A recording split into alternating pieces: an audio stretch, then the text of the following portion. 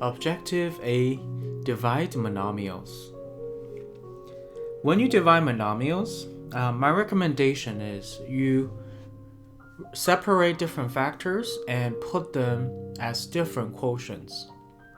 For example, number 1, I will keep the negative sign outside and then separate the coefficients from the variable part.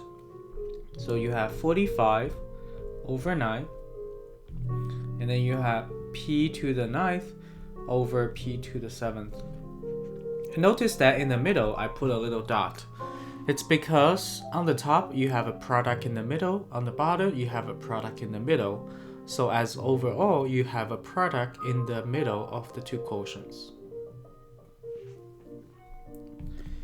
The benefits of doing this is so you could calculate each part much more easily. Negative 45 divided by 9, that is 5. P to the 9th over p to the 7th. Apply the quotient rule, it's p squared. You simply subtract the exponents. Number 3. So we apply the same idea. Equal sign. Separate the different factors. Negative 24 over 10. A to the 3rd over 8. And then b to the 4th over b squared. Negative 24 over 10, I would just convert it to a decimal, but you could write it as a fraction if you want. So it's simply negative 2.4. A to the 3rd over 8, that's a squared. B to the 4th over b squared, that's b squared.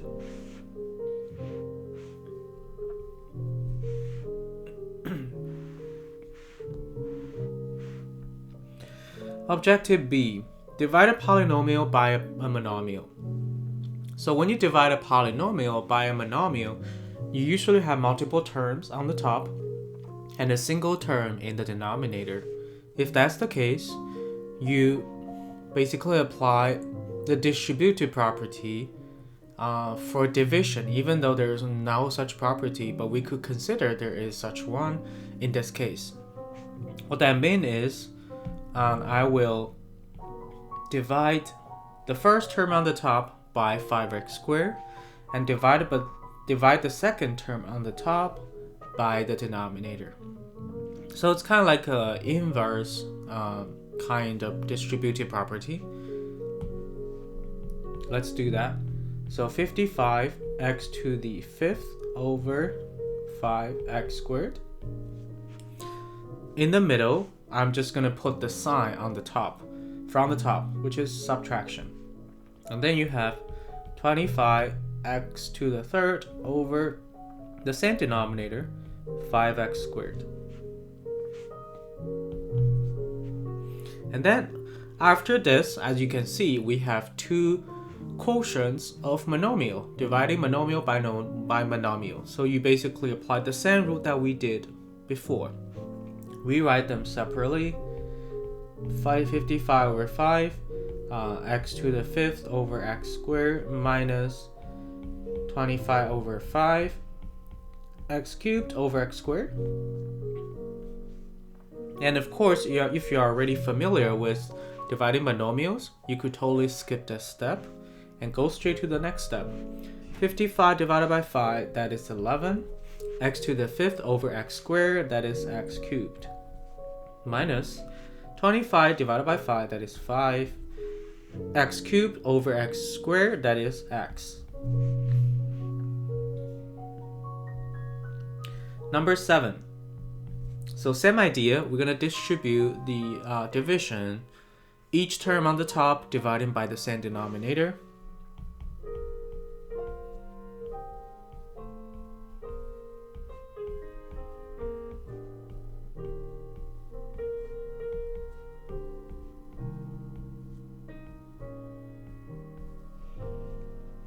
Alright, after this, I'm going to skip the next part where you have to separate different factors.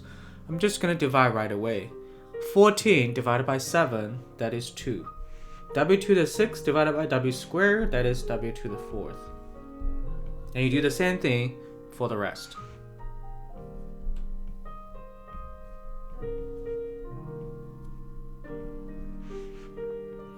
And of course, for the term in the middle, since it's -1 as the coefficient, I could simply get rid of that 1 and write as -w squared.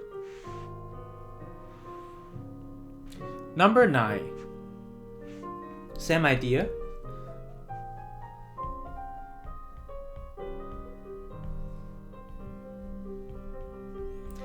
This one, there's a little different because the denominator has a negative sign.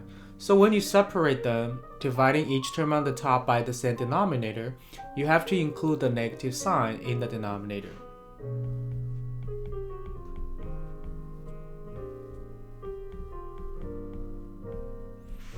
Make sure that you have the same denominator for all the fractions.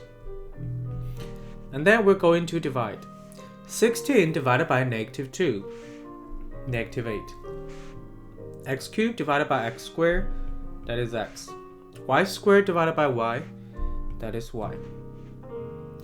Don't write the plus sign just yet, because 10 divided by -2, it's -5. So you're gonna write -5 right here. X squared divided by x squared, they cancel out, so it just becomes 1.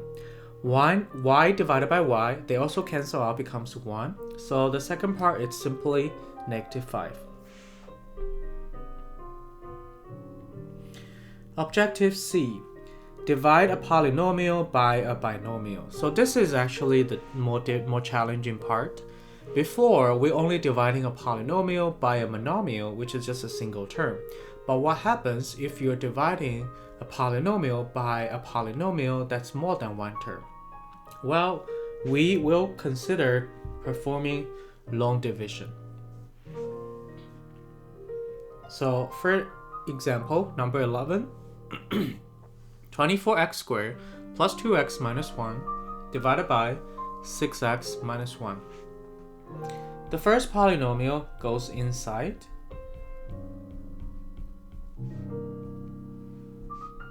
And the second polynomial goes outside. Make sure that your polynomials are all in descending orders, meaning that you have to rewrite the expression in terms of the degree of your variable from the highest to the degree, to the lowest degree. If you are missing a degree, use the technique that we discussed in other videos. Insert a term of that degree with a coefficient of 0. So this is the first step. Second step, you're going to figure out the quotient. How do you figure out the quotient on the top?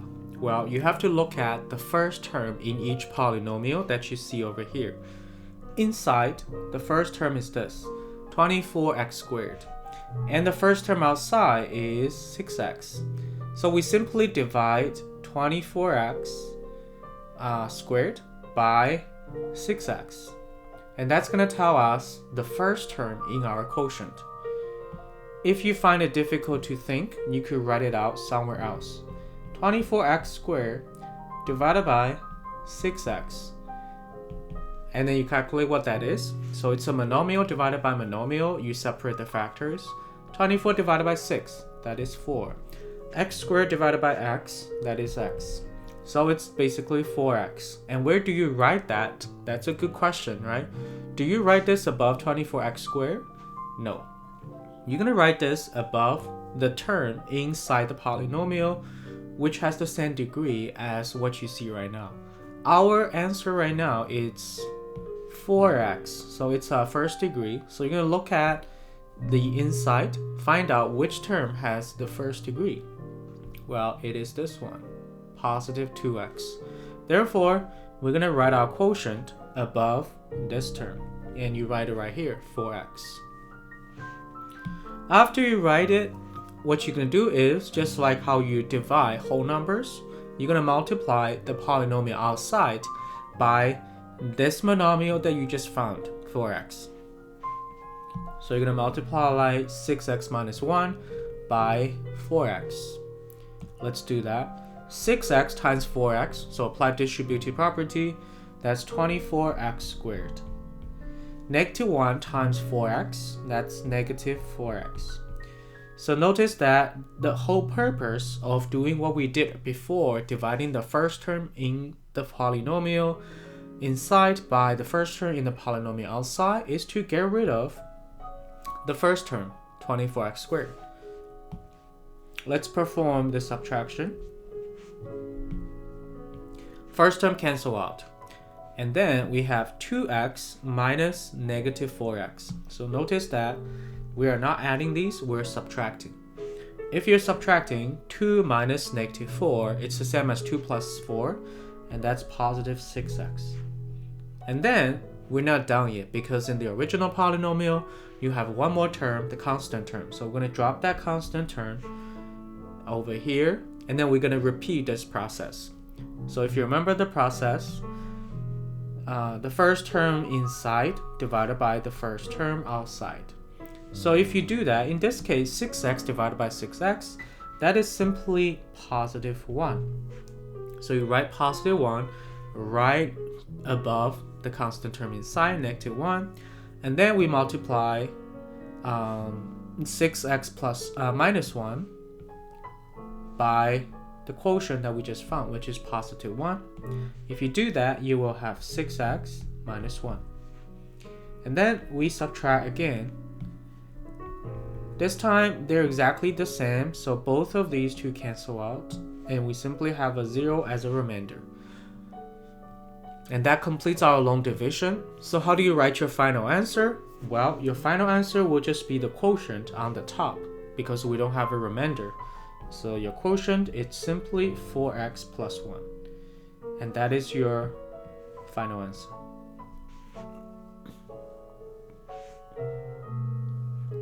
Sometimes when you do the long division, you might get a remainder. So let's see how you can deal with that if you get a remainder. Number 13. 4x cubed minus 7x squared minus 3x plus 2 over x minus 3.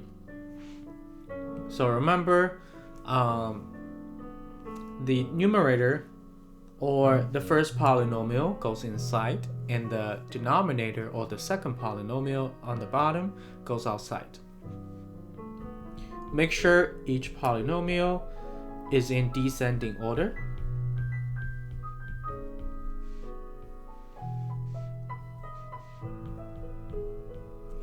Alright, and then we're gonna do what we did before. First term inside divided by first term outside.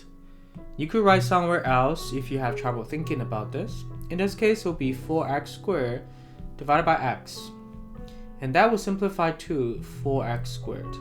And then you're going to check out where you're going to place this 4x squared. So you're looking for second degree inside, which is right here, right? Negative 7x squared. So we're going to write our quotient above this, 4x squared. And then we're going to multiply x minus 3 by 4x squared using distributive property. So 4x cubed minus 12x squared. Perform a subtraction. We cancel out the first terms, and we obtain negative 7 minus negative 12, that is positive 5x squared.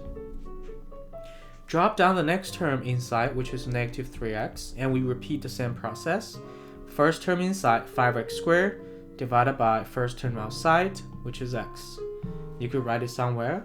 5x squared divided by x, that will give you 5x.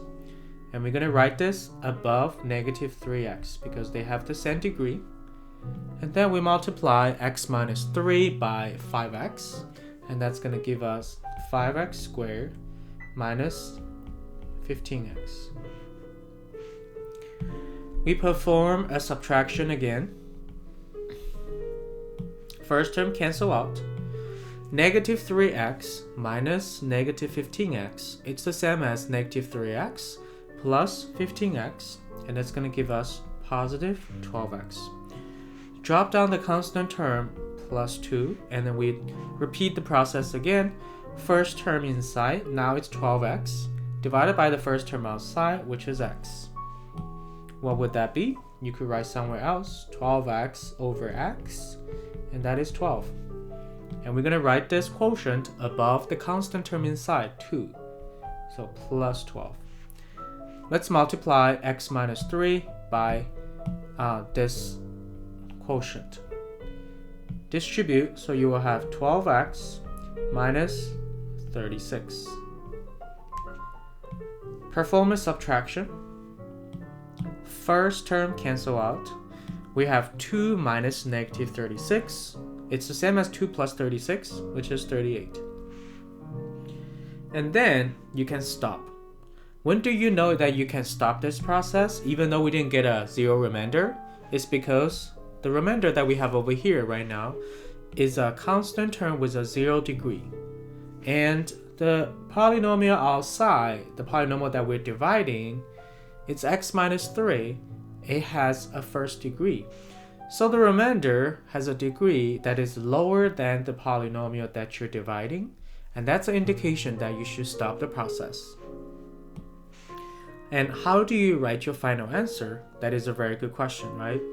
So your final answer will include 3 parts. First part is this quotient right here that we got, 4x squared plus 5x plus 12. Second part, you have this remainder, 38, and that has to be a fraction part where 38 is the numerator. And the denominator is x minus 3, which is the polynomial that you're dividing. So for this problem, if I'm going to write my final answer, it will be 4x squared plus 5x plus 12, and then plus a fraction. The fraction on the top is the remainder, 38.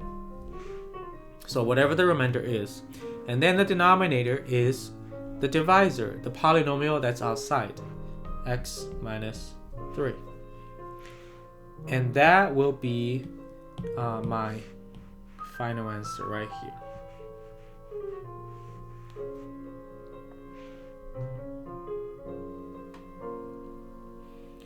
Objective D.